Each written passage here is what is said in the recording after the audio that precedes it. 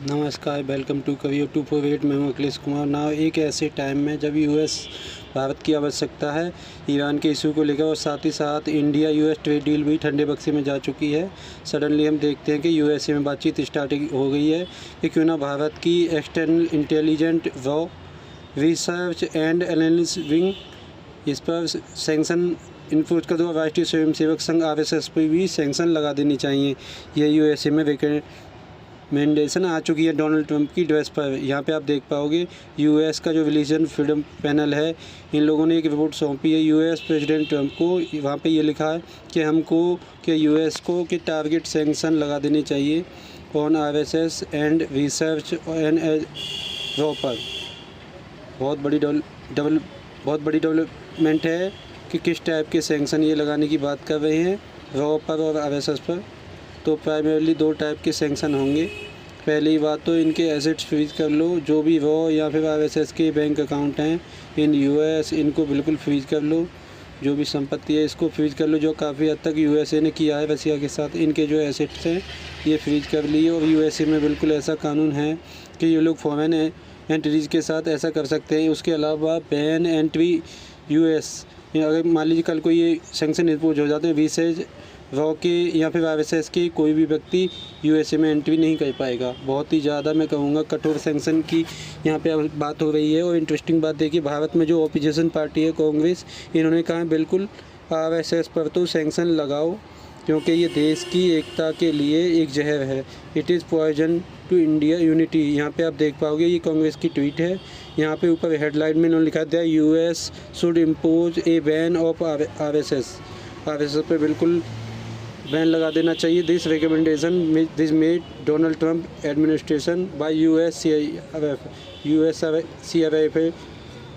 इन लोगों का काम है कि दुनिया भर में ये स्कैन करते हैं कि कहाँ पर लोगों की जो रिलीजियस फ्रीडम है उसको छीना जा रहा है, माइनॉरिटी पर अत्याचार हो रहे हैं, और उस कंट्री में कैसे यूएस इंटरवेंशन करके अपने हिसाब से उस कंट्री को ठीक कर सकता है। तो यूएससीआरएफ ने एक ग्लोबल रिपोर्ट निकाली, तो भारत के कॉन्टेक्स्ट में इन लोगों ने ये कहा कि आरएसएस पर सैंक्शन लगाना इम्पोर्टेंट है। यहाँ पे आप देख पाओगे इनकी tweet, the USCRF has warned RSS poses a threat of peoples. आगे ये कहते हैं द रिकमेंडेशन इनकी क्लियर है कि आरएसएस पर एक इमीडिएट बैन लगा दो, इनके एसेट सीज कर लो और इनकी एंट्री बैन कर दो यूएसए में। कोई भी आरएसएस के लोग यूएस ना जा पाएँ। फिर आगे ये कहते हैं सरदार पटेल जी ने आरएसएस को बैन किया था following the assassination of Mahatma Gandhi ji. देखिए आरएसएस पर टोटल 3 बार बैन लग चुके हैं, और तीनों बार जब देश में कांग्रेस गवर्नमेंट की सरकार थी तभी ये बैन लगे थे। ये बात सही है, जब महात्मा गांधी जी को असैसिनेट किया गया तब आरएसएस पर आरोप लगे कि आप लोग यहाँ पे देखिए रिस्पॉन्सिबल हैं और आप लोग यहाँ पे एटमॉस्फेयर ख़राब कर रहे हैं। तो करीब 1 साल का बैन यहाँ पे लगा 1948 से लेकर 1949 तक। उसके बाद से लेकर फिर से आरएसएस पर बैन लगाया गया इंदिरा गांधी द्वारा, जब देश में इमरजेंसी घोषित करी गई। ये बैन लगभग 2 साल तक चला। और फिर एक तीसरा बैन लगा प्राइम मिनिस्टर नरसिम्हा राव के टाइम पे। ये बैन तब लगाया गया था जब बाबरी मस्जिद के केस बहुत ज़्यादा न्यूज़ में आ गया, और 1993 के आरएसएस को बैन कर दिया गया था। तो ये कोई ऐसा नहीं कि इससे पहले हुआ नहीं है और ये बस बोली जा रही है, रियलिटी में ये होगा नहीं। 3 बार भारत में आरएसएस पर बैन लग चुका है, और अब यूएस में इस पर जो बातचीत चल रही है, 2 रिकमेंडेशन है, ये डोनाल्ड ट्रंप की डेस्क पर भेजी जा चुकी है।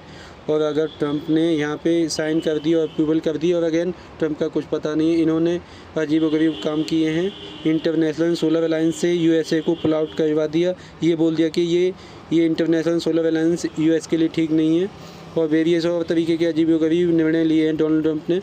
सो कल को कुछ पता नहीं है कि इस रिकमेंडेशन को ये अप्रूव भी कर दे। जो बाइडन के सामने भी ऐसी रिकमेंडेशन नहीं, बस कुछ इससे मिलती जुलती रिकमेंडेशन आई थी कि भारत को एक कंट्री ऑफ कंसर्न डिक्लेयर कर दो, बट जो बाइडन ने ऐसा किया नहीं।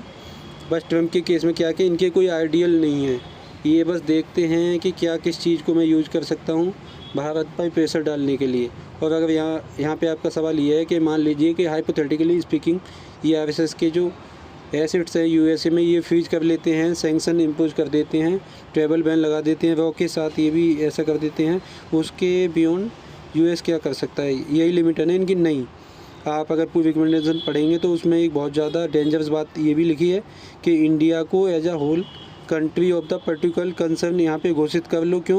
क्योंकि इस रिपोर्ट के हिसाब से भारत में मिनोरिटी सेफ नहीं है और यूएसए को वेपन एक्सपोर्ट करने नहीं चाहिए टू इंडिया। जी हाँ, यहाँ पे टोटल आर्म्स होल्ड की बात चल रही है और इसीलिए ना, एक बार को आप जानते, मैं जानता हूँ, business sense, Lockheed Martin, Boeing के जो इंटरेस्ट हैं वो सब ध्यान में रखते हुए यूएस जो ये तीसरा कदम है ये तो नहीं उठाएगा कि इंडिया को आर्म्स का जो एक्सपोर्ट करते हैं ये बैन कर दे। बट ये अपने आप में कितना डेंजर है कि यूएस में एक पैनल है, ये रिपोर्ट बना के यूएस के प्रेसिडेंट की डेस्क पे भेज देता है और डोनाल्ड ट्रंप के जैसे आदमी जो अकाउंटेबल बिल्कुल नहीं है। ट्रंप की देखिए सबसे ज़्यादा डराने वाली बात यही है, ये कुछ भी बोल सकते हैं, कुछ भी कर सकते हैं और कुछ उसके पीछे रैशनल लॉजिक कुछ नहीं होगा, एक पैटर्न नहीं होगा। इससे पहले जो भी यूएस प्रेसिडेंट थे, चाहे जॉर्ज बुश, ओबामा, जो बाइडन, उन सब का एक पैटर्न था, एक आइडियोलॉजी थी। आप समझ सकते थे कि अच्छा ठीक है ये प्रेसिडेंट है, ये यहाँ पे करेगा, इस कंट्री के साथ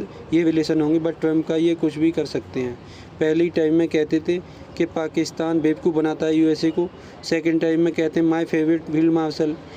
तो कहीं भी ये कुछ भी कर सकते हैं। रिक्स बिल्कुल यहाँ पे बना हुआ है कि कल को यहाँ पे ट्रंप इंडिया पे प्रेशर बनाने के लिए ये जो यहाँ पे रिकमेंडेशन है इसका यूज करना स्टार्ट कर देते, तब हम क्या करेंगे।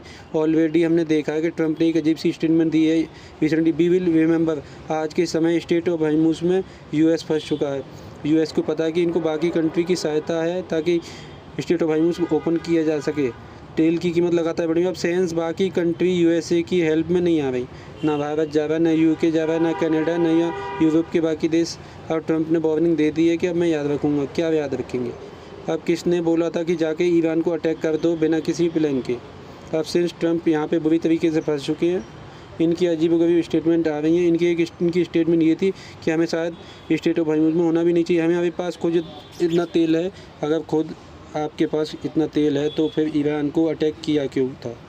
दुनिया भर में लोगों का पोर्टफोलियो ख़राब कर दिया, तेल की कीमतें बढ़ा दी, इन्फ्लेशन बढ़ेगी, अब लोग मारे गए, तुम्हारे लोग मारे गए, ईरान में हज़ारों लोग मारे गए, मिडिल ईस्ट में काफ़ी जगह बॉम्बिंग हुई, कई शहरों की जो इमेज बर्बाद हो गई।